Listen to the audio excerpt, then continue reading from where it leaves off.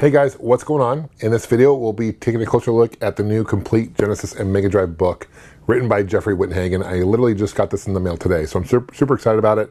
I do have I contributed to an article in the very end of the book, among with other fellow content creators, so super honored to be a part of that. Jeffrey is a good friend of mine, and he's a number of series of books like this. He's covered anything from the NES to Super Nintendo to even the Virtual Boy. This is his first obvious dive into the Genesis, so super exciting. I love the Genesis. When I think about the Genesis and Mega Drive, I think of sports titles being really good and Disney games being phenomenal, like Aladdin, Lion King, Little Mermaid. Some of those games are phenomenal for the platform. Even Castle Illusions, Mickey Mouse, etc. Those are all really great Disney games that were not ported to the Super Nintendo. So a lot of great exclusives for the Genesis back in the 90s, late 80s. And it's cool to have a physical book. Now, I know what you're thinking. Why would you want to invest in a book like this when you can go online and get most information about the games online? And that's true in most cases, right? But this doesn't just cover games released in North America. It covers games released in PAL regions as well as Japan. Also homebrew games, a lot of unlicensed games, so a lot of obscure games it's a little harder to find. And I just took my hat to the time and quality that Jeffrey puts into this book, taking screenshots, writing up synopsis about each game, scanning the box art, all that good stuff. So really detailed. Let's take a quick look. Talk about some of my favorite games for the Genesis. Without any further ado, let's take a look. Thanks, guys. So with it, I not only got the book, of course, I got a cool patch called Hagen's Alley Books. Hagen's Alley is the publisher name that Jeffrey has. It's a play on Hogan's Alley and his last name, Wittenhagen, right? So Hagen's Alley. Really nice patch. It's got, looks like you have to iron it on. And then it has a pin. Same thing, but a pin. And it's also got this really cool medallion. So the front part is like the Genesis. In the back, it says, Genesis does what Nintendo don't, which is obviously a reference to the classic 16-bit wars in the 90s. And a really nice, good quality pin. Comes with a plastic sleeve. Here is the sleeve it comes with. I was trying to look at the artwork, and this is a similar artist that has done his other books, trying to name the characters, where they're from. This is Arrow. I think this is Lost Vikings. This is obviously Raphael from Teenage Mutant Ninja Turtles. We got Booger Man. Let's see, this is from Rocket Knight. This is that running gun, Gunstar Heroes, I think it is. And then, this is obviously Earthworm Jim, right there. And on the back, you have obviously Sonic. This is Streets of Rage. This is, Battletoads, Spot, 7-Up guy, right? This is great. There's some good this is Alter Beast, and then Mickey Mouse and Quack. This is Donald Duck from Quack Pack. I don't know. I recognize the Star Guy. I don't remember what game that's from. You probably do. I recognize as a Rock Chalk. I'm not sure what game that is. I recognize him too. Some things I don't know. I don't know this guy. I don't know her. Who's this chick with the bow? I don't know. Who's this guy? I don't know. Maybe you guys know. I think this is supposed to be Tails there. I don't know who she is. I don't know who she is either. So help me out with some of those, okay? So let's open this up. And you open up actually to the back here. And this is the collector's book. I like how he has the ERB rating on there. It's cool. And the cover, the black, is kind of to simulate the box for artwork for the Genesis, right? Same image here. Open it up, and you have Sonic and Tails. Look like Lost Vikings, Shinobi, classic. Love that. Even has that smell of like a fresh print book. I know it's hard to describe that smell, but this is the first version, 2024. And then you got the table of contents. So you got the history of Genesis, you got the US release sports section, which is cool. I mentioned earlier in the video, big fan of sports, and it's cool that Jeffrey recognized that. He has a whole section dedicated to sports. PAL exclusives, so all the games only came out in PAL. Japanese exclusives, aftermarket bootlegs, homebrews, and then community contributors.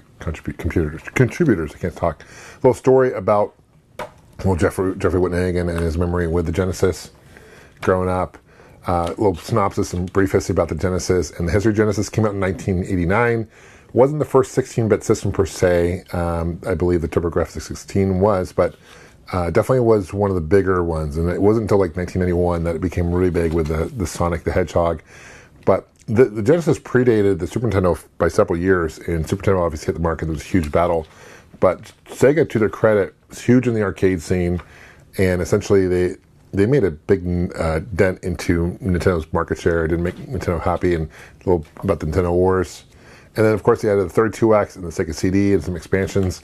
And the way they rolled out 32X in North America was not great. And because of that, they burned a lot of bridges with stores. And that's why the Saturn didn't do as well when it came out, because it was just not very ran well. And it talks about the different variations. So it talks about the Nomad, which is a portable Genesis, only came out in North America. This right here is really cool. That's a laser active by Pioneer. There's just some modules. I have one. There's one that was a Genesis. There's a TurboGrafx 16 one. There's a Keurig one. That's a really cool. I love Laserdisc. And then it's popularity and legacy of Genesis. This is cool how you kind of hook it up and set it up. An unreleased game. This is the U.S. released games checklist. And how it's set up, it's all alphabetical, which is nice. So you can kind of find the game fairly easy. It's got the screenshot of the games at the bottom and the very top screen of a scan of the box. I love Genesis. Most of the games, I say most because I say 95% of them are in clamshell. So when you're collecting Genesis games today, you can still find them in boxes fairly easy, even the manual, because a clamshell really, would stood the test of time. Where later games, like in the later years, they were all cardboard. Those were a little harder to find and complete in box. And obviously, Super Nintendo were in cardboard, and so were NES games. So cool they did the clamshell. And then, Arrow, he was on the box. Aladdin, I mentioned that. Disney games being fantastic. And this one, there's a Aladdin game for the Genesis, or for the Super Nintendo, much different. That was by Capcom. This is by Sega and Virgin Games. This one, in my opinion, is far superior. But it's interesting because if you play the Game Boy version for Nintendo Game Boy, it's basically this port. So it's kind of interesting that it's still different. But music, graphics, I remember buying this game and thinking it was like playing the movie. It was like blown away by the graphics. Alter Beast was a packing game early on. And when a release title, I think it was one of the first games that came out with the system. And great arcade, really great port. My story on the back of this book is about Alter Beast and growing up with my neighbor having it. Animaniacs is a fun platformer. Got Arch Rivals, predates NBA Jam. Flying Edge published a lot of great games. Ariel, Little Mermaid, a really fun exclusive for the Genesis. Art of Fighting. Barbie, I can't say I ever played that game. Batman, I love Sunsoft Batman, because Sunsoft, I miss Sunsoft. I wish they were still around. They're a great publisher. But what they did with Batman, and kind of similar to like what Jurassic Park as well, every port was different to the system, right? So Batman for the NES was different, for the TurboGrafx 16 was different, even though it was published by the same company. Instead of porting the same game, which oftentimes companies did, they just completely changed it. So Batman's a great port for the Genesis, for sure. And all three Batmans, they had different publishers. So Sunsoft, Acclaim, and then Sega with Batman Returns, which is cool. Okay, I didn't realize they had two different Beauty and the Beast games. Published same year, same company, Sunsoft. One was featuring Belle, one's featuring the Beast. That's cool. Battletoads, super hard, rare. Develop a trademark. So it's interesting. This one is by Arc Systems, but Rare was the one for Double Dragon. Beavis and Butthead, I remember playing that game. Berenstain Bears. Bible Adventures. Sega was a lot less strict with how many games you could publish, so Wisdom Tree was official publisher for the Genesis, where they kind of do the third-party publishing for when they were doing the NES stuff. They had to get a workaround with the chip and all that. Boogerman. Bonkers. Bubsy. I think they released a new Bubsy several years back. I remember seeing something about that. Kind of interesting platformer. California Games, Castle Illusions. This is a great game. They did a remake of that as well years later. Awesome game. RC Pro-Am, which is Championship Pro-Am. I remember the one for the NES. That's also by Rare, I believe. Chuck Rock. That's what I was thinking about. Chuck. I said Rock Chuck. I think Chuck Rock's the guy. That's what it was. Yep. College Slam, which is basically NBA Jam, but for college games. Columns, a great puzzle. They wanted to, definitely ride the wave for the popularity of Tetris. So this is Columns 3. A cool spot. Such a great platformer. Comic Zone. I used to love Comic Zone. A really short game by Sega, but it was like playing an interactive comic. If you have a Genesis, I highly recommend it. If you have a Genesis Mini, I believe that's one of the games in the Genesis Mini that was included. A really fun, kind of a beat 'em up, but done in a very unique style. Death of License Superman. This is also ported to the Super Nintendo. I grew up playing the Genesis version, and it's such a great beat 'em up. And Sunsoft, again, gotta call out Sunsoft. I miss them, man. Desert Strike, EA Electronics, Double Dragon, Dick Tracy, Double Dribble. I never played Double Dribble for the Genesis. I remember playing a lot for the NES by Konami. Echo the Dolphin. I heard they're making a new Echo. Super excited about that. I used to love the original Echoes. It's been a long time since they made an Echo. Earthworm Jim 1 and 2. Really fun graphics. It's been ported to a number of consoles as well. But Echo was obviously exclusive to the Genesis and Mega Drive. Eternal Champions. Great port for the Sega CD. A lot better improved music. I think there's expanded roster. This is like their answer to Street Fighter.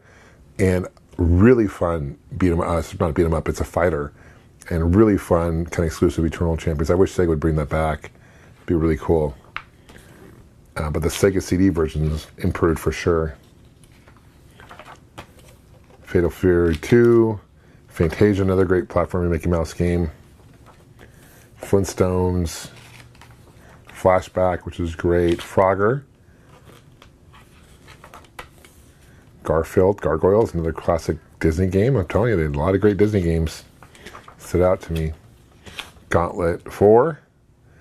And Tengen published a lot of games. Again, Tengen was Atari, right? And they had an official license through Genesis, through Sega rather. Ghostbusters, a great port. There's MSU version, which is an emulator, which has improved sound, and they use like this audio for Ghostbusters movie. It's so much better. But Golden Axe 1 and 2. There's a Golden Axe 3, but it was available only through the Sega channel. So never really ported to the cartridge, so it's not listed here. But man, Golden Axe is such a great arcade, great port to the Genesis. One of my favorite beat 'em ups of all time, honestly. Really challenging. Gunstar Heroes, that's what the guy's from. Yeah, Gunstar Heroes. Hard Driving by Tengen. It's a great Atari arcade port. Race Driving was also a sequel to that, or I forget which one came up first, but it's like a racing simulator. You had like a manual shift, and really challenging game as well. And this is back in the day, in the 90s, where there's a lot of ports, like game ports based on movies, right? So you had Home Alone, you had Hook, and that you just don't see that today. You don't see video games based on movies. Occasionally you will, right? Avatar, for example, came out recently, but you just don't see that as prevalent today for some reason, right? Crash Test Dummies. I remember when there was a cartoon show and there was like those commercials, and there was a huge thing, Toy Line, huge James Pond, which I always wondered how they did not get away with copyright infringement there. It's kind of interesting. Jeopardy, Joe and Mac, great port for the Super Nintendo. I never really played the Genesis version, but Super Nintendo definitely killed it. To me, Super Nintendo was really known for like RPGs, like obviously the Mode 7 graphics. Genesis can do that. I think the Super Nintendo had better audio, to be honest, but I really like the audio for the Genesis Mega Drive. It just has such a unique sound. I really loved Jurassic Park as well. What a great game. There's 1 and 2. I think there's Lost World came out as well. But you play as the Velociraptor or the dinosaurs, and you play as the people. And such a unique, every port, as I mentioned before, every port for Jurassic Park for every platform was unique in its own way, right? Whether you're playing the Super Nintendo version, the Game Gear, Game Boy, NES, Sega CD version, they're all unique, which is really cool. Question Super Funhouse, I used to play that a lot. Clax, great arcade game, port by Tengen. They just ported a lot of their arcades over.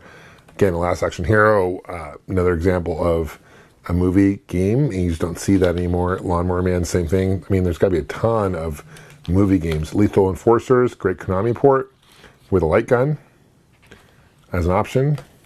There's Lost World, Lost Vikings, really fun interplay game, really fun platformer, kind of fun game. Lion King by Virgin Interactive.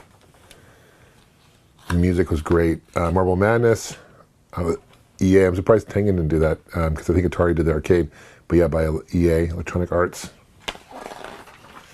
They had a McDonald's game, Treasure, developed by Treasure in 1993. McDonald's a platformer, kind of random. Moonwalker. This game, remember when Michael Jackson passed away, that game skyrocketed in price. Talking about going back to MSU, it's enhanced audio and through emulator. And people have actually replaced the music with actual CD quality of Michael Jackson music in the background, and it's phenomenal. I was actually playing it the other day. The Menacer was their answer to the the Super Scope 6 by Super Nintendo. It's basically a kind of a bazooka, like a light gun. Micro Machines, great series by Codemasters, still making Micro Machine games. Power Rangers, super popular. Of course, Mortal Kombat. I loved the Genesis version of Mortal Kombat because it came with the red blood. The Super Nintendo one was toned down. You had to put like a code in. But Genesis was really geared towards like more older kids and more, quote, mature kids. They didn't scale down. I think Nintendo made a mistake. And then, later on, Mortal Kombat 2, they kept the blood in there. But Genesis was really known, Sega was really known to like not really tone down games much. Remember when Night Trap came out for the Sega CD, for example, super controversial. But in today's standards, the game's like hardly anything, which is funny. NBA Jam, voiced by Tim Kitzrow, my good friends, the voice, the announcer of NBA Jam. He also does Call Slam, as I showed you earlier. Out of This World, also a great game. Outrun, fantastic racing game. Paperboy by Tengen 1 and 2. Pac-Mania always looks like playing with Legos. Pac-Man 2, The New Adventure, like I'm a platformer. Phantasy Star, great RPG series. So there were some good RPGs, but for me, it was a Final Fantasy. Is the Squaresoft at the time had exclusive Nintendo, so that you didn't really see Square games for the Genesis per se. Primal Rage, great fighter. Quackshot, that's what the Donald Duck on the cover was for.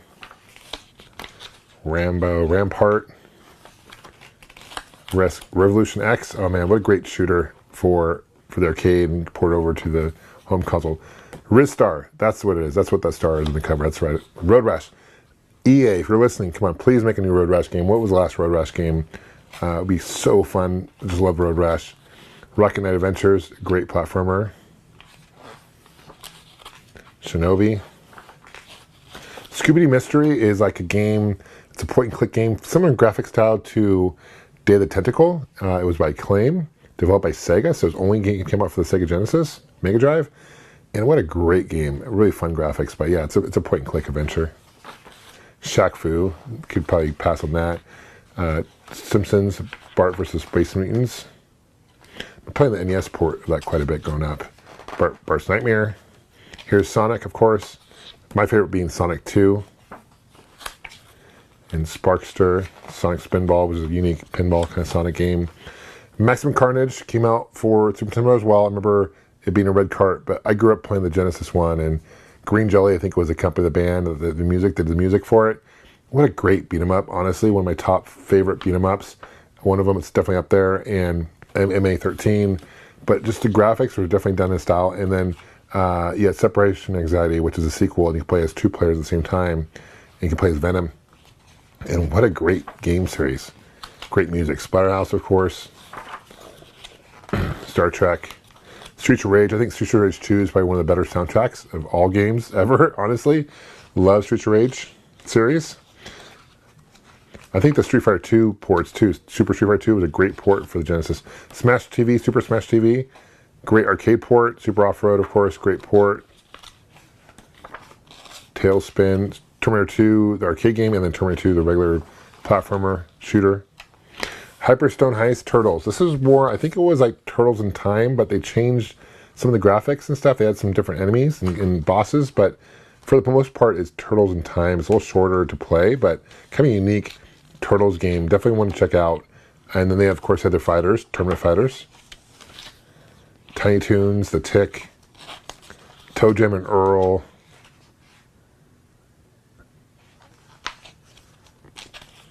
Toxic Crusaders. They're making a new Toxic Crusaders coming out. I saw that, which I think is super cool.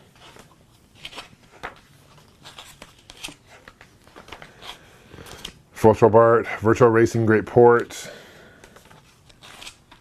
Wayne's World. I remember playing Winter Olympics game a lot growing up. They're like mini games and just playing this one is hard because to get the aiming, it would like bounce around. You had to time it right. So we're getting X-Men, you're getting kind of towards the end. Zombies Ate My Neighbors, great LucasArts game, definitely top up there. And then Ease, of course. And then you get into the sports section, it has all the sports titles, there's a lot. I remember Joe Madden Sports Talk was like one of the first sports titles that had like voiceover and being blown away by that. There it is. Sports Talk is super advanced. And now you play games like Madden. It's almost like playing it and watching a game on TV. It's pretty incredible. RBI Baseball, Super Techno Bowl, Remember NHL games were awesome. You're making Wayne Gretzky's head bleed and NHL. These are the PALS exclusives. Games are not released in North America, so this is kind of where you have to play emulators. Captain America, I haven't played that. That's interesting. Of course, rugby. Makes sense it wouldn't be ported in North America. It wasn't a huge sport here. Another Micro Machines game. Mega Man Willy Wars. Never came out to North America. That's interesting. I have played this game right here. This is Smurfs. I have this on Sega CD. It's like a homebrew one. They ported CD. Really fun platformer. And then it talks about Japanese exclusives. There are obviously a lot. Mega Drive. Some of these like Mahjong would be kind of hard to play if you don't understand how to play it, but Golden Axe, here's Golden Axe 3. I did see a port on the Sega Channel though. In North America. Sega Channel is really cool. You can download games to the channel, pretty high tech back then.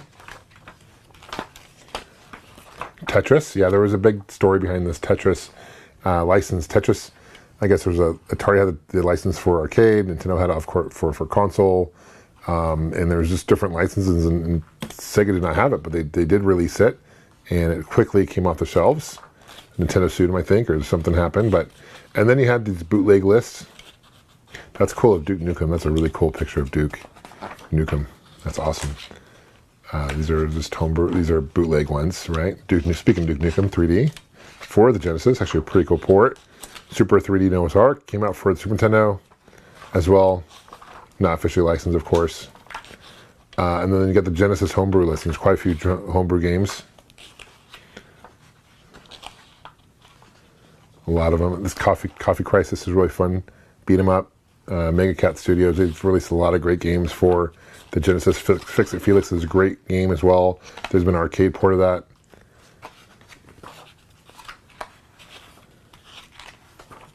Keeps going. It's awesome. Tennis. You have Pringles game. That's crazy for the Genesis. That's wild. Someone really loves their Pringles, apparently. Sydney Hunter, not released yet, but yeah, we are working on a game for Sydney Hunter for Genesis.